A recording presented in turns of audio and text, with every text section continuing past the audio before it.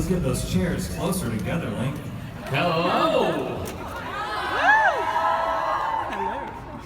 How many of you were just here for the Q&A where Smosh was here? And now they left, and so a few people left. This is gonna be different. It's gonna be lots of fun. Is it? I meant to say another. I was starting another sentence and it came out like a question. And I was like, is it? I meant to say it is finish of a sentence, but what came out was, is it? Come on. All right, we're going to take your Q's, and then we're going to give our A's. And the way we're going to do that is we have a microphone on each side of the stage, and we're actually going to just, if you have a question, you can just get in line. But because if you pass the mic around, we don't get to answer as many questions, and maybe you don't get as nervous because you're not standing. So go ahead and go up there. We can move the, you can move the mic back a little bit. Oh, it's fine now. There's a line. There's one over here too. You know what? Let's get to it, guys. Good mythical question number 1 from you, ma'am. Where do you see yourself in the future? Where do we see ourselves in the future? Like, be more specific, because we know exactly. Will you stay a duo forever, or do something on your own? Will you stay a duo forever? Oh yeah. But what year? What year in the future do you want to know what we're doing? Like 2046? Yeah, something like that. Yeah. Okay, well, 2046, let me just say first that in 2075, we have a whole chapter of our book, the Book of Mythicality, that's coming out in the fall, that is written from the future. So you'll know what's going to happen then. But in 2046, well, first of all, there's a very good chance that, I mean, the world as we know it is going to change drastically. Right. You know how I feel about the apocalypse, the impending apocalypse. You love it. And I'm a prepper, and I am ready. I'm ready for the apocalypse. Bring it on. Link is going to probably be living with me because he's not a prepper, but he knows where I live.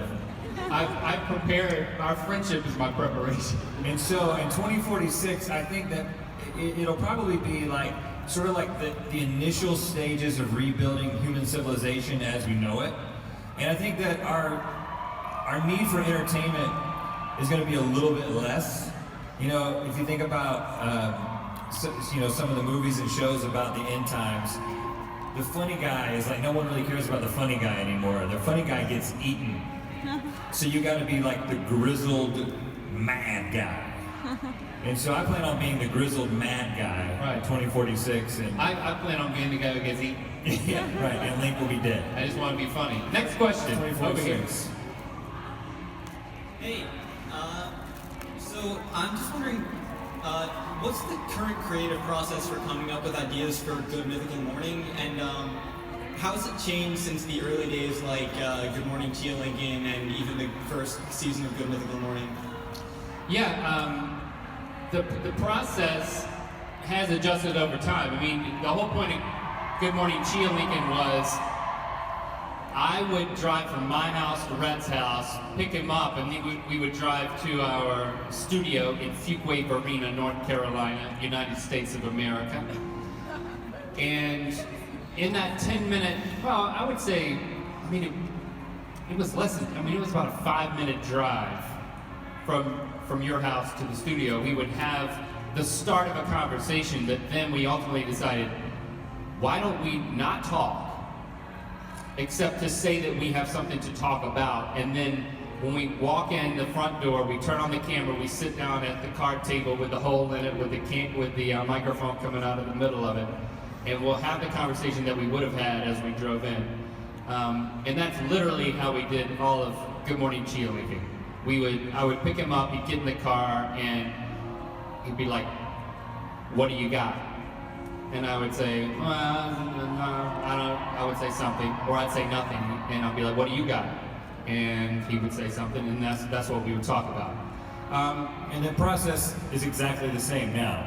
No, it's not. For Good Morning. So, now we have a team who helps to develop the ideas for the show, because if we didn't, Good Mythical Morning wouldn't exist at this point.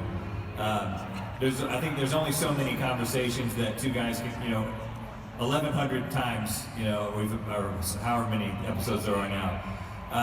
It got to a place where it's like, okay, if this is going to be sustainable, A, if it's going to be sustainable, and B, if we're going to be able to do anything else besides Good Mythical Morning, we're going to have to develop a team that we can, as a group, we can develop the ideas. Yeah, so we have ideas, they have ideas, and then, we certainly believe in everything we're doing and we tweak everything, but we also use the fact that we have a team to our advantage because, as you see in many episodes, you're watching us try something for the first time, whether that's me incorrectly answering a question on a quiz or tasting something. We have to trust our team to put things in front of us that aren't going to kill us, or that are going to stump us, or whatever the point of that episode is. So we talk about how certain episodes need to feel, and we structure everything, and we approve everything except the things that we don't want to know, so that we can give you guys a better experience. Next question. Hi. Hey. Given that you started your career with music videos and sponsors, and now I assume GMM is the main thing you do and the main entrance, I think. So, do you ever feel trapped by GMM? For example, you did Body System that I loved. I really loved it. But you filmed it in between seasons. Wasn't just easier to think, stop GMM for a little bit and focus on Body System? Well, yeah, I think kind of related to what the question we just answered about our team.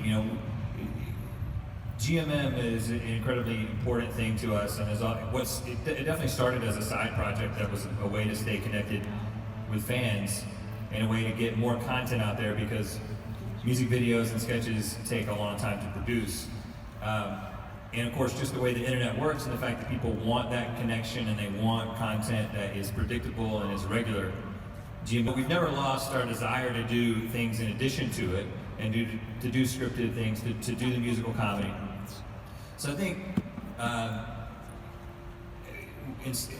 we do take a short break during the summer when we do those other projects, and we work a lot of other things into our schedule as we make Good Mythical Morning.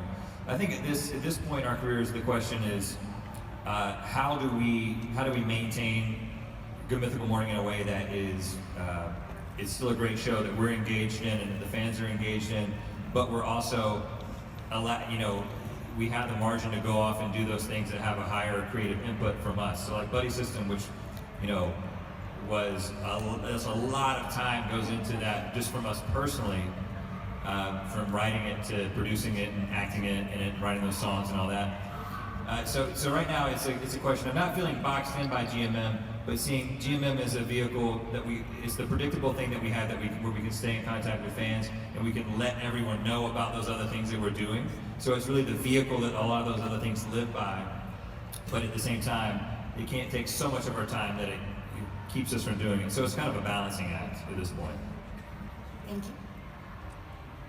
Hi, I was wondering, we all watch GMM, and the characters that we see as you two, how much of that are you sort of playing up your own characters, or is it a genuine personality that we're seeing? I'm thinking really of Link as well, because sometimes he comes out with some really goofy things. And obviously you're quite intelligent, otherwise you wouldn't have got as far as you have. You think so? She said that You said you seem intelligent now, but you don't on Good Mythical Morning. Is that what you said? Oh, no. Yeah, that's brilliant. She's now agreeing with you. But I was trying to Don't let it put words in your mouth. This is an act. I am not smart in any way. I just let loose on this show. No, I think let me think about this. I think what we do on the show is we heighten ourselves. It's just, it's like taking the real Link and just turning on turning it up one more notch. There are times when I'm really happy or really goofy in real life, but it's not every moment of the experience that people around me at work and home have, but the experience we give you guys is that slice of who we really are. So I think that that's not everything I am, but it's absolutely a part of who I am that is the default place to go. I mean, it's you don't want the grumpy, overly opinionated Link. Do you? Link. You think you do, but you don't. See, there he was. Well, You didn't like that. I think you know what? Sit down. I think a good analogy. You don't want that. A good analogy is like if you're going on a first date and you have this inner dialogue, if you said every single thing that you were thinking about the moment, that wouldn't be what the person that you were seeing for that first time, that's not what they want to hear. You're kind of putting you're kind of projecting a picture of yourself, right? I don't think that's not being authentic. I think it's like, okay, this is a fun show. We're gonna have fun. And even if I'm maybe right before this show started, I just found out some news that is making me upset, I'm not gonna be like, hey guys, let's change this whole thing. I know we're gonna be like eating frog testicles, but I really want to talk about my feelings today. So can we make it, well, I eat frog testicles and then I talk about how I'm feeling? So it's like you kind of compartmentalize that a little bit and you perform, but it's not inauthentic, it's who we are and it's us having a good time. But then after the camera's off, I may be like, all right, we got to talk about this thing. So I would say that it's who we are, but we are also presenting something that we know will be entertaining. That being said, I think whenever presented with a chance to eat frog testicles, I pretty much forget everything else in my life. And for some reason I said that, but we haven't even eaten those yet. But I'm sure we will now. They don't happen. Yeah, they've all been eaten. It's actually a problem. There's a frog testicle shortage, at least where we come from, and we want to take this opportunity to speak openly about it. Yeah. That if we keep taking the frogs' testicles, then we're not going to have frogs. Do you know how this works? They're gonna go away. Then you'll just be stuck with toads. Right. Nobody wants that. Way too many toads. Question. I have two questions. Uh-oh. You choose one to ask first. The first one is, what's the strangest thing you've eaten on an episode of With It? And my second question is, would I be able to have a hug? Would you be able to have a hug? That sets a dangerous precedent. Yeah, so we're gonna hold on that answer. We'd love to give you a hug, but then they're all gonna ask for hugs. Then what do we do? Yeah, If we give you a hug. remember the last question, maybe. But I wish we could. the weirdest thing was definitely the cod milk In the dumpling. put into a dumpling. That was nice. No. It was the weird. When I was eating it, I was like, I can't believe that I've gotten to this point in my life where I'm eating fish sperm for entertainment. And but it was surprisingly not bad. Yeah. So that was also weird. So it was double weird. Question for you guys. If we gave her a hug, would you insist on also getting a hug? No. No. Yeah. Smosh did it. Smosh. So you're not willing to allow us to give her a hug unless do you it. also get a hug, because that's never happening. It can't, logistically. Do it. But if we could just give her a hug, then we wouldn't feel like jerks for saying Okay, we're gonna give her a hug. And nobody else gets one because she's the one who asked for it. But we are going to make her walk all the way up to it. Security. She's about to be tackled. Oh, yeah. What? Here it is.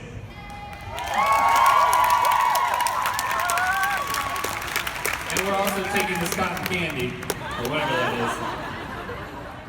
All right. Question. But hi again. I know you have like a really great friendship and all, but is there like a more dominant one in your cooperation, friendship? What was the first one? I know that you are what?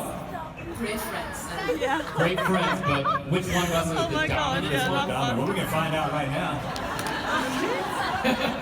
What does I that mean, even mean? there was a time in college, at least, where I dominated you. we would wrestle, and it would end with me just putting all my weight on top of Link, and he couldn't get up. And I would say, I would be like, I'm dead. So I was pretty dominating at that point. and that's all you could say. It was so annoying. It was like, Exactly. He got so mad. He would you just weighed like 40 pounds more than me, and I would be like, what are you doing? You're like, I'm dead. No, So if that's your definition of dominance, then I'll gladly relinquish the title. I mean, I don't want to lay on anybody and be like, I'm dead. That's just not cool. I think that we both have very strong personalities, and if you were here for the Smosh Q&A, which the duo's Q&A, you saw the way that Ian and Anthony were both passive aggressive, and They're both very weak. we're both They're just very strong. aggressive. We're both just aggressive. I think it scares people sometimes. So nobody wins. We all win. We both win. That was a lot. I'm dead. You're on. Hey, me? Yeah. Hi. I have a question. How did you come up with the idea for a talk show like Good Mythical Morning? The first, let's see.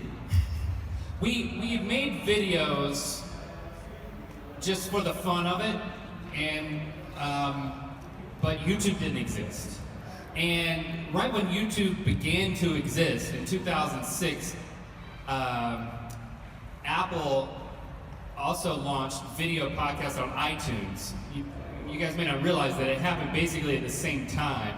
And we knew what Apple was, and we thought, well, that's the more legitimate thing.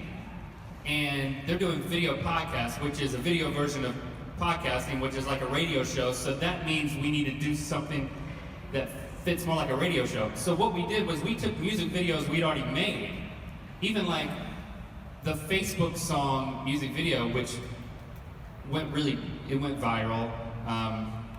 Actually, after that, we contextualized it with us sitting in front of one microphone talking. That was like the first thing that videos we actually created for as internet videos. They were video podcasts.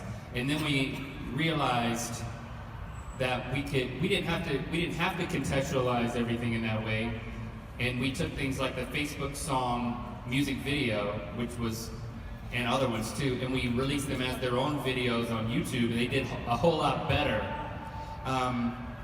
But I think we really liked the camaraderie and the live nature of doing those video podcasts, so we did it in a lot of different iterations. We did it as a live show on Ustream for almost 2 years, in 2007 and 2008. But when we started it as Good Morning Chia Lincoln, Right, which was after that. We didn't do it because we thought it would be a hit on YouTube. The approach was very much, let's do something for the people who really care and want more than just the thing that we're creating, but want to see us talk to each other. And then we were both thinking, this isn't going to be anything. And it's not supposed to. It's just supposed to be this place that people can connect. And if you consider yourself like a super fan, you'll want to watch us talking for 10 minutes a day. But then people wanted it. When we stopped Good Morning Chia Lincoln, people wanted more. They wanted more. And so when we came with you can watch the first episode of Good Mythical Morning. You can we talk about it not like, this is just something we're trying, but we actually say in that first episode, we hope you'll make this a part of your daily routine. Because at that point, even though we had a lot of things to work out on the show to get it to where we wanted it to be, we had a sense that, okay, I think the audience is ready for this kind of thing. They're ready for a show where two guys talk to each other. Awesome, thank you. From the moment you come up with an idea for a Good Mythical Morning, how long after that would the actual episode be on YouTube? How long afterwards? Oh yeah, I understand the question. I mean, it depends. It depends on the nature of the episode. I mean, we've been working. There's one episode that we've been working on for months, but it involves the decay of food over months. There's also things like so that one's not out yet. We haven't shot it yet, but I think it's going to be really gross when it happens, based on what I'm seeing growing out back of our studio. But I mean, so our schedule also dictates how if we conceptualize or even shoot episodes and how far in advance. Like, in order to be here, so it really varies depending on what we've got going on and how much goes into episodes, that type of thing. And then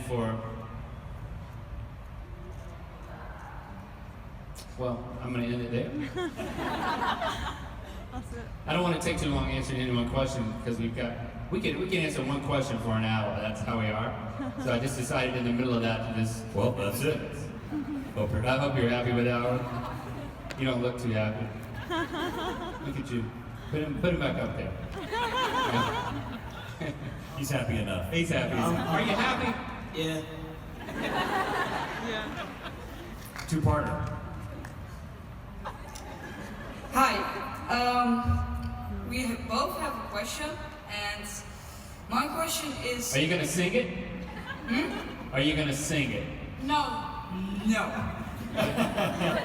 Do it. Look like you guys are about to start singing. All right. But when you guys met, which one of you was the one that went up to the other first? And how long has Rhett had his beard? Okay.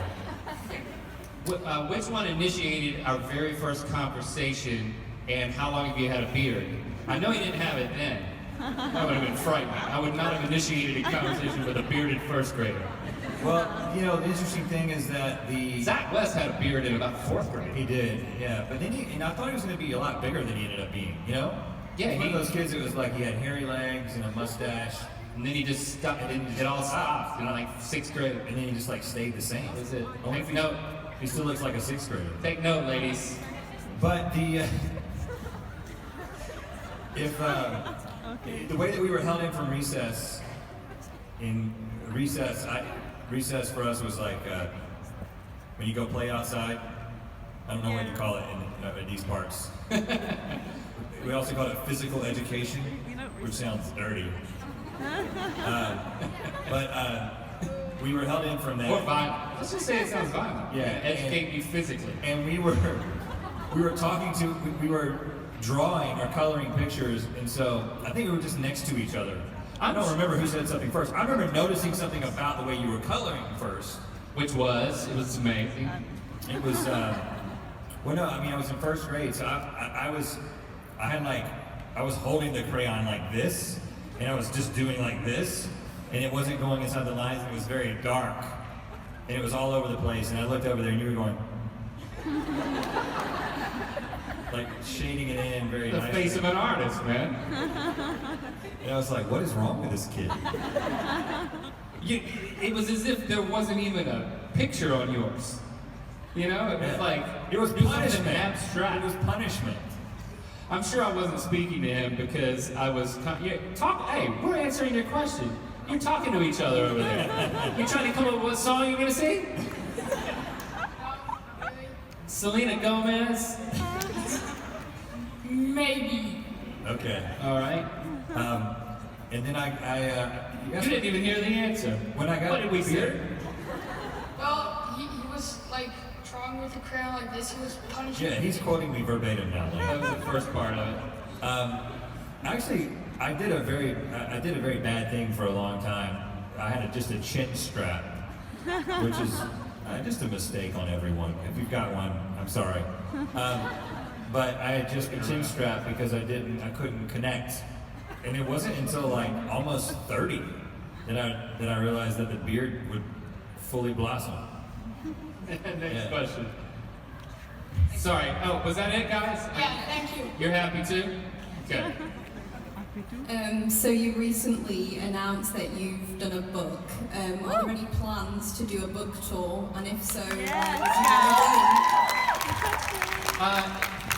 It's weird how whenever you're gonna announce something that you can't announce it before you announce it. So we're not ready to announce our book tour. I'll show you a picture of him without a beard. It's terrible. I'm happy with that, okay. He's got like no chin. Yes, we cannot He's talk very about it. small chin here. We love it here, though. Wait, this is a great. Would you want us to come somewhere specific? It'd be nice if you came to England, maybe. Because that's where I happen to be from. UK, London. We're actually trying to get the book sold here, which is happening, but that's not been announced either. Yeah. Till right now, in a weird kind of non-announced way. It's weird how it all works. You gotta work just to be able to sell something in another country. So we're making it as widely available as possible, and then we will try to support it in whichever way we can. Sorry, we can't be more specific. If you have to engage something scary, who's the one that goes first? If we are to engage something scary. Something scary? Yeah. Who goes first? Me. True. Well, is it to eat something scary? No, Like a monster? place. A scary place? Yeah. Like going to a scary place. We go into scary places a lot. Well, if it's a high up place, I'll go first. You may not come at all. Rhett's afraid of heights, which is ironic. But if it's eating something, I think, we usually try to go in unison. That's hits the dinking and sinking. That's my way of trying to synchronize our. Yeah, we try to approach scary things at the same time. So, but I'm probably afraid of more things, like taking out the trash if it's really dark. Or a sheep. What are you laughing at? I don't understand that at all. I run back in my own house after taking out the trash. You run? You run back? It's embarrassing. I'm not embarrassed. I'm proud of it. Somebody. You scared to take out your trash too? I'm gonna put something start a outside your Facebook house. group. I'm gonna put something outside your house now that I know that. I'm gonna start a Facebook group. Afraid to take out your own trash. Put a coyote out there. Do they still do that? Start like frivolous Facebook groups and then you join and all of a sudden you're friends with someone because you joined a stupid group because you thought it would be funny? I'm sad. That still happens. Next question. Hello. In the last Q&A you said that you have some disagreements. But did you ever have a fight so bad that you just couldn't work together anymore? Have we ever had a fight so intense that we could not speak to one another? Yes. I don't know. I think the answer is no. I think what happens is we resolve conflict. If something really bothers me and I'm like, oh, I want to talk about it, and we talk it out or whatever, because things tend to bother me more, and then but I think we're pretty good at putting it behind us. Like, the story we told was, he showed up this morning, he was fully ready to go, he'd been texting me, I hadn't responded, and I showed up at the door with nothing but pants on, which was not what I was planning to wear that day. And so I was like, I felt like you were upset. I felt judged. I think you were mad at yourself. I think you took it out on me. I think you were upset that I wasn't ready because you were concerned about being able to be ready. And then I was like, can we just hit the reset button? And we did. I think we're pretty good at, like, we don't have a literal button. I just want to be clear. There's no physical button. It's a figurative button of reset that we can just move on. And then maybe there's some weekends it's like, you know what, let's not see each other this weekend. But not really. It just happens that we don't see each other. And that's healthy. A lot of times the weekend, because we do see each other all week, the weekends are for family. But we have been on vacation together. We have. I usually spend weekends with my best friend. Yeah. Robert. Dale. Mike. Next question. Mine was already asked, so I've just got a silly one. Link, you said you have like a happy shirt. Rhett, do you have one? I do have I wore my happy shirt yesterday. It's still, it's carrying over. I'm so happy. Don't lie, it's a happy shirt. What do you mean? What do you mean when you say happy shirt? What are you thinking? It's a shirt that makes you happy. It's a shirt that makes other people happy. It's a shirt that when I wear it, it makes me feel like I can rock it. Like I can rock life today. It makes me happy. Okay, I get that. Like it gives me that edge that I need some days. I typically, my happiness comes from within, not from external adornments like clothing. Because there will be a time in 2046 to be exact, in which just getting a shirt that has 2 arms will be a luxury. Most of us will be wearing tank tops by then. And I don't know about you, but I'm not a tank top guy. But I'm gonna be wearing them just left and right in 2046, and I'm gonna still need to be happy. My happy shirts, you know what I'll be doing with my happy shirts? Or Link's happy shirts? We'll be eating Link's happy shirts or burning them for warmth. Or feeding them to the animals that then we will eat for sustenance. So I tend not to dwell on things like happy shirts. Thanks for putting that in perspective. I love the applause. They're just making up for you not being afraid. It was a little half-hearted applause, but I mean, you sir, you have a question. All of it. Yeah, I have 2 questions if I can. First, could you sign my badge? Oh. No. See, ever since that one question where she said that I was happy and goofy, now I'm trying to like be like mean. We're a little meaner. Alright. And how do you deal with the food you eat? Because some stuff is really disgusting, I imagine.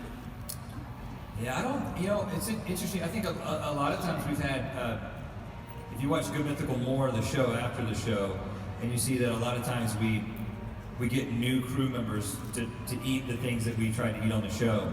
And I'd say half of the time they just eat them, they're like, oh, it's no big deal. So I think that we're actually both pretty sensitive to,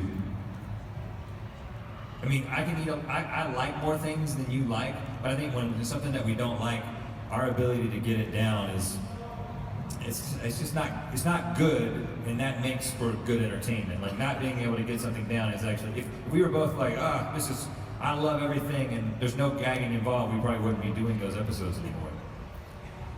And I will say that we devote a whole chapter of the Book of Mythicality to eat something that scares you. Yes. And we give you our wisdom and our approach and how to do that, so you too can eat things that you do not want to eat for entertainment purposes. That's good answer, Link. Would you like to pre-order the book now? Yeah, bookofmythicality.com. If you do that, I'll sign that badge. What? You turn your mic off. The man's about to order a book. Turn his mic off. Hello? I wanted to buy a book. He wants to buy a book. All right, then we'll sign your thing. That would be great. That's a fair trade. Sure. Well, but we also will take the money for the book. Come on up here. Well, you can walk down here. They said not to let anybody else on the stage. Next question. I'm sure. This is a little off topic, but what's your opinion on puns? Wow. Puns. Did she say buns? Puns. I like buns. That's wonderful. I'm gonna sign this.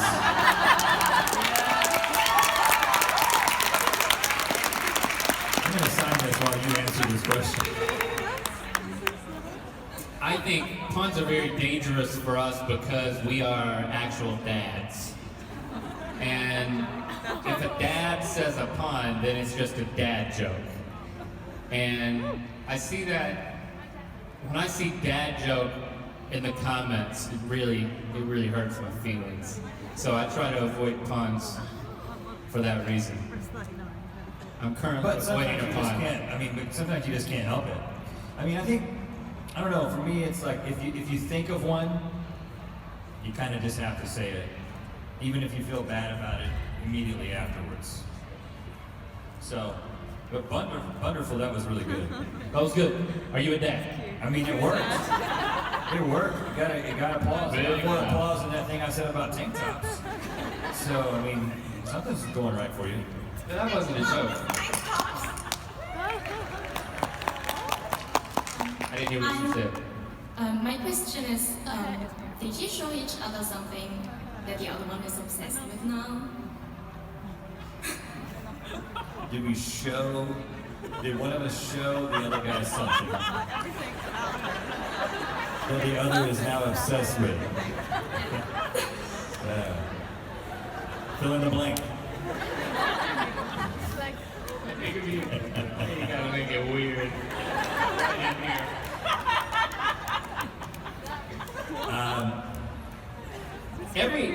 Rhett gets obsessed with a lot of stuff, and then he shows it to me, and then I like have a full-fledged commitment to it, and then he forgets it exists. Like,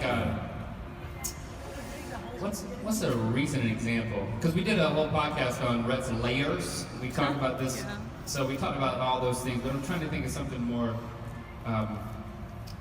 like sous vide. Like you bought a freaking sous vide.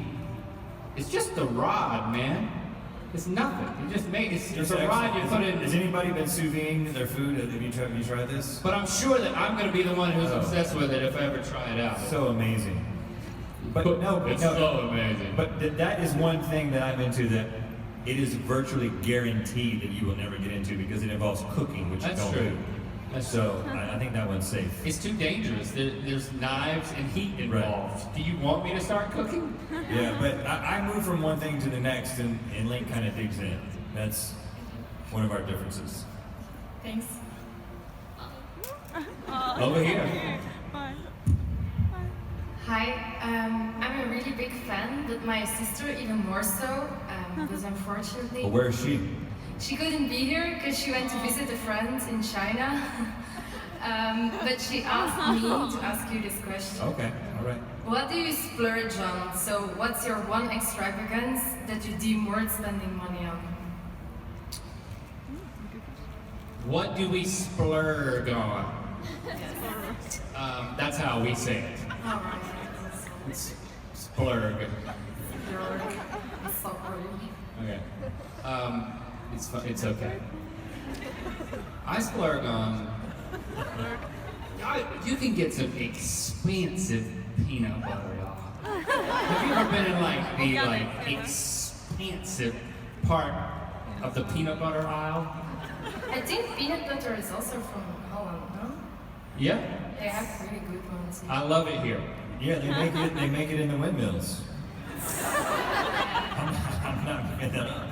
Yeah, they make it into windmills. Like every windmill is made out of peanut butter. We had a guy the other day at that windmill, and he was like, "Sometimes I put peanuts on this thing." We're like, So they make it in windmills. Yeah. But they don't make windmills out of peanut butter. Probably do that too. I hope they do. I didn't taste it when I saw it. Yeah. Later today, we're going to be tasting some food on this stage. I invite you all back. Some of it is going to be great, and some of it is going to be horrible because of what we're going to do with it. So be sure to come back for that. But to answer your question, expensive peanut butter. Good gracious. Yeah, and I will pay $9 for a jar of peanut butter, and I will not apologize to any of you. I'll look you all in the eye right now. I paid $9.50 for a jar of peanut butter, and then I just sat down. $11, $14. It doesn't even matter. I tended to splurge on. I'm real bad. I see ads on Instagram, and I go and buy the thing. I see a commercial with a new hamburger that Carl's Jr. has rearranged in another way, and I go and I buy that thing. You seem so defeated. I am very susceptible to advertising. So, Rhett lives a life of splurge. I splurge a lot. I'm a splurger. You're a burger splurger. I'm a burger splurger. That's a pun. You splurge on burgers, Serge. Hello. In a parallel dimension where you didn't meet as kids, but instead you met as adults, do you think you would have still been friends or perhaps arch enemies? Here's what I can tell you, is that that question is the best question. That question may You've ever or been may asked. not be answered in an upcoming project. In the book, right? That's all I'm gonna say. And I'll add to that. I'll say, Don't add anything to it. Don't add anything to it. I'll give you your peanut butter if you don't add anything to it. I'll let you have your peanut butter before you go to bed tonight. That's how I control it. Is that where my peanut butter has been? Yeah. You have? Yeah, I'm the one who holds the spoon, man. Dude, I'll splurge on some other peanut butter. I will splurge on my own peanut butter. Okay. So you can't even give a tease? That was as much. You said we may or may not. I'm just gonna say we will definitely answer that question, and it's gonna take a while. It's gonna take a while to answer it, but we will answer that question. It's amazing that Thoroughly. you asked it, but we will answer that. Thoroughly answer that question. Thank you. That was a good question. Great question. How is it having a lot of fans, and how do you deal with them coming up to you and all that stuff? Like, how do you react to that? This is a trap question. Yeah, exactly, right? Because if we answer, Answer honestly. listen, if we answer honestly, then you'll be angry. No. But it's too late because of what I've already said. Because now it's what was seems the like first part of the question? Question was, what was the question? How is it having a lot of fans? How is it having a lot of fans and interacting with them? And now it seems like I'm saying that I hate interacting with fans. Doesn't that seem? That's not what I'm saying. I'm just gonna let you keep talking. I'm interested. It's super cool to have fans. Many of you waited in line for. I was joking about the negative thing. It seemed like I hated you guys, but listen. Many of you guys waited in line for what had to be hours,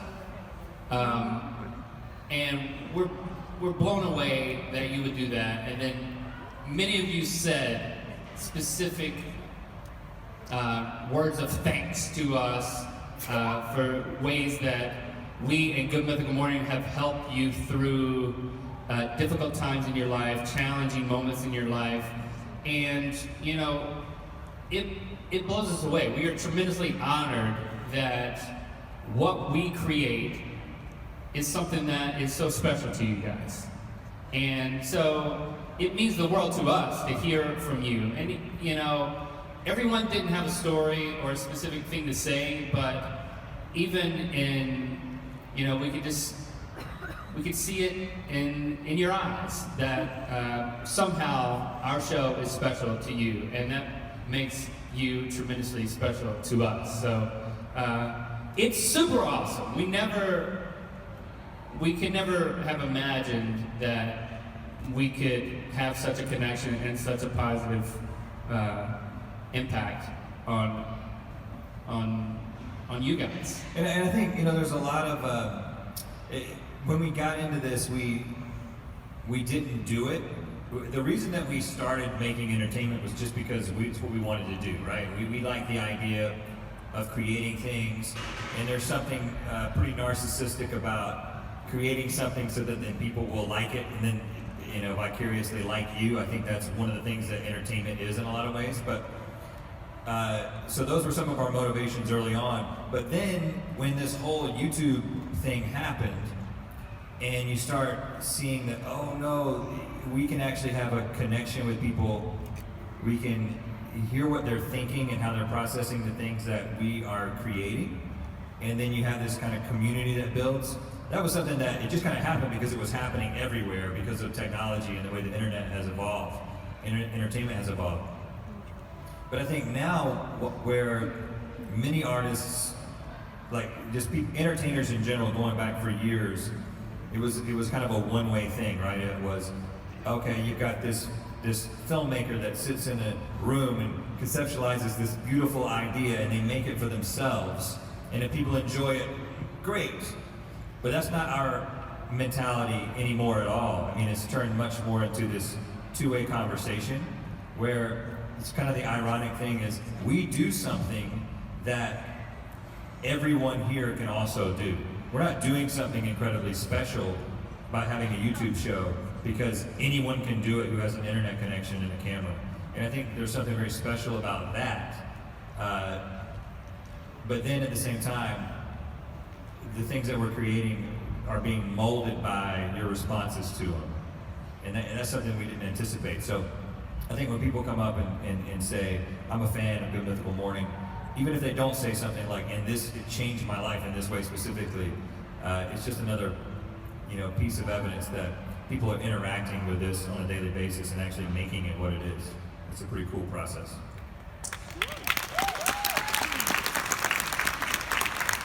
All right, so if you're not in line, don't get in line. Our goal is to answer all the questions in the line in the next under 14 minutes. Oh gosh. Because you've been waiting. Yeah, so we'll move pretty quickly here. Hello. There's something called fan fiction. Yeah, oh yeah. Now, how do you feel about people writing fan fiction about you two, and also how do you feel about fan fiction in general? Well, I personally participate and write a lot of the Dan and Phil fan fiction.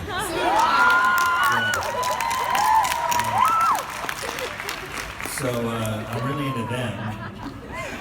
I tend not to read ours at all. It can be a little, I don't know. When I see pictures of Link laying in my bosom,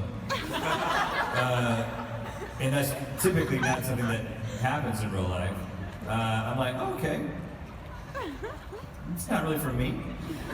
But if that makes you happy enough, then go for it. I'm so comfortable up here right now. Next question. Hi, Rhett and Link. Namaste. Namaste. Yeah, nice. You know how to say that. Well, I recently started with a YouTube channel of my own, and I'm also a part of a duo in this. The other half is my brother. And a lot of time it happens, we create scientific content, much like Vsauce and Very Tasty. And a lot of time it happens that one person agrees with an idea and the other person doesn't. So we end up in arguments and conflicts. And how can I solve this problem? I mean, I cannot rub some bacon on it. When you come to a creative impasse. You have rubbed bacon on him. No, I mean, he's not the problem. Okay, well that's step one. He's not the problem. So then who's the problem? You, man. I'm sorry, but you need to quit. You need to quit the duo. No, I'm just joking. I'm just joking. I'm just joking. I can say anything and then say I'm just joking. I am joking. You knew I was going to say that. Some people, we haven't had to do this because usually the disagreements are resolved pretty quickly, but I mean, if that's happening a lot, then I think that there may be a creative issue. If it happens a lot, if you can't get on the same page. But if it's just an occasional thing, you might have some kind of system that's like, okay, well, we're not going to do things that we can't agree on. If you find yourself having to not do a lot of things that you want to do because you can't agree on them, then you may need to be doing stuff on your own. I mean, I can only speak from our experience, which is... So you are saying that? No, I'm just saying, from my experience, it's like, we have a lot of little mini disagreements, like constantly like a disagreeing about the details of things. But we don't have many fundamental disagreements about the things that we're going to work on. So I don't know the nature of what you're dealing with, but you could develop some kind of system for us that's like, all right, okay, this only happens once a month, and you have like a card that you can flash. It's like, I get my way this time. Or let's just do this and see what happens, and then we can talk about it after the fact. Sure. Thank you. Thanks a lot. We're going to go rapid now. Yeah, this question is more specific to Rhett, but Link can answer it too. Rhett, you tweet a lot about futuristic things and technology, so what is something you're really looking forward to in the future? Well, I am looking forward to the apocalypse. Because I think it'll really just separate the wheat from the chaff. I'm looking forward to self-driving cars being ubiquitous because I just want to sleep in a car. I really just want to be getting power naps during my commute. Honestly, I'm really looking forward to that. I look forward to the moment where we're almost there, but there's still that one guy on the road who's driving himself, and you can find him. It's like there's a real driver, and it's like an outlier. He's like going erratically everywhere, trying to get through the perfectly tuned self-driving cars. Next question. First of all, I want to say sorry and thank you to Rhett, because I'm gender fluid and my chosen name is Rhett. So sorry and thank you for letting me steal it, kind of. And also, were you aware that there was like a similar show in the UK called Serial Time that was like released on English time, and were you ever... Yeah, with Charlie, yeah. Yeah. Did you ever like get jealous of that, or did you want to collab? We're big fans of Charlie, so we hated to see the show not continue. I think that probably would have eventually happened. Yeah, that we probably would have collaborated in some way. So we were aware of it, and I think knew through Hank, because Hank was involved in that project too. So yeah, we know all those guys, and hate that it didn't work out. Next question. Just trying to get through all of them here. Do you think you'll ever bring back Chia Lincoln for a video? Let's see. A fan won the actual Chia Lincoln in some sort of endeavor that we did. There was some sort of auction or something. It was a prize. I can't remember right now. Maybe some of you do. But I'm a big fan of chia seeds. I now eat them in my pudding. At the time, I just thought it was something that grew on the head of a Abraham Lincoln statue. So yes, maybe.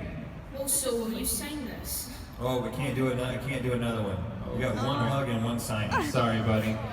Next question. We gotta keep moving these questions. Hi guys.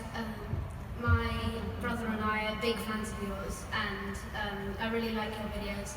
I got two quick questions.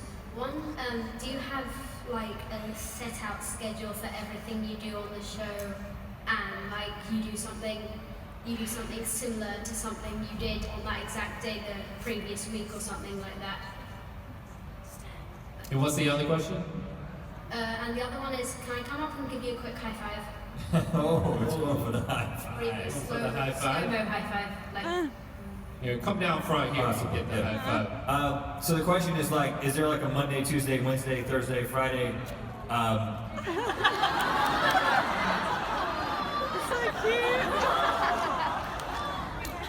He said high five. You gotta jump for a high five.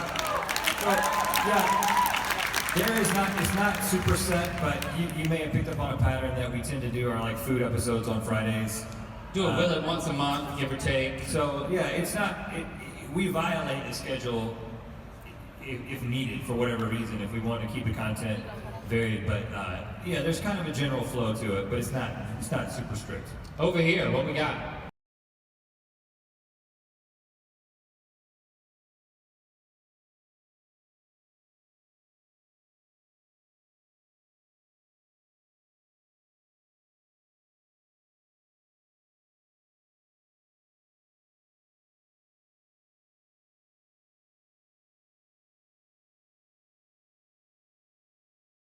The backup plan is, we're feeling better about our careers at this point, so there's no plans to do that, but I mean, as far as like getting out of the studio and trying other things, so I think we're open to that. Yeah. Like, it's an itch we like to scratch occasionally, and whenever we scratch itches, we always film.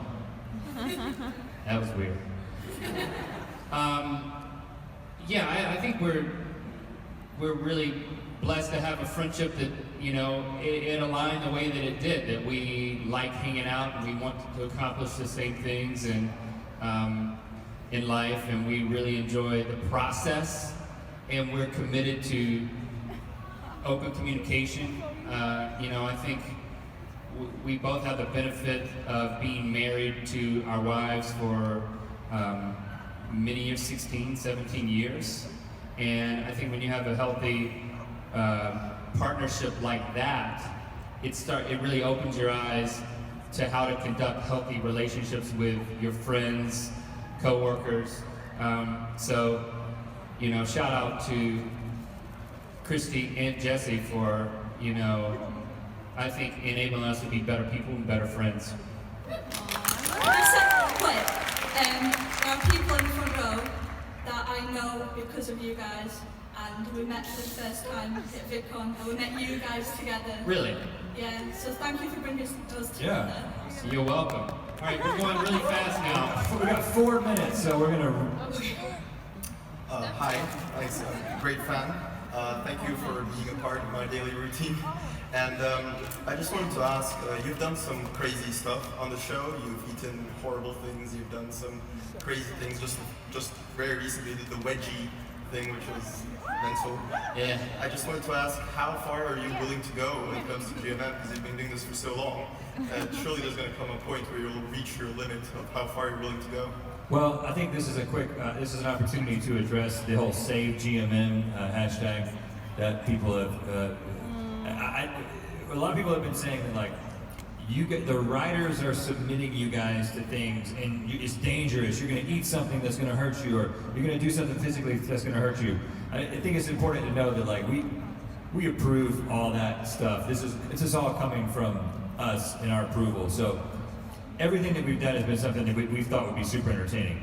Having said that, I think for the most part, I mean, I can get hurt so easily with my back and all the things that I have going on with me. So it's like, we actually don't do things that are physically risky. We also don't eat things that are gonna make us sick for the rest of the day, because we've got so many other things to do. So it may seem extreme, but I think that if you actually compare it to things like Jackass and other things that you've seen, it's like so tame.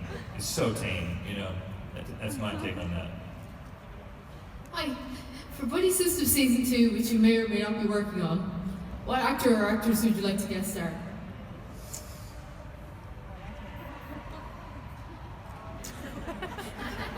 No answer. It's a good question. We really, if we did Buddy System again, we really enjoyed Tobias, who played Dylan, the rollerblading gang leader in the first season. So I think we'd be interested in working with him. I mean, everyone we worked with was great. Maybe we bring them all back. Maybe. Okay. I think that's minute and a half, and we want to answer every single question super fast. So fast questions, fast answers. Let's do it. Sorry, I forgot. Okay, this is gonna take. I'm so sorry. It's okay. Yeah, how would you like to change or extend Good Mythical Morning in the future?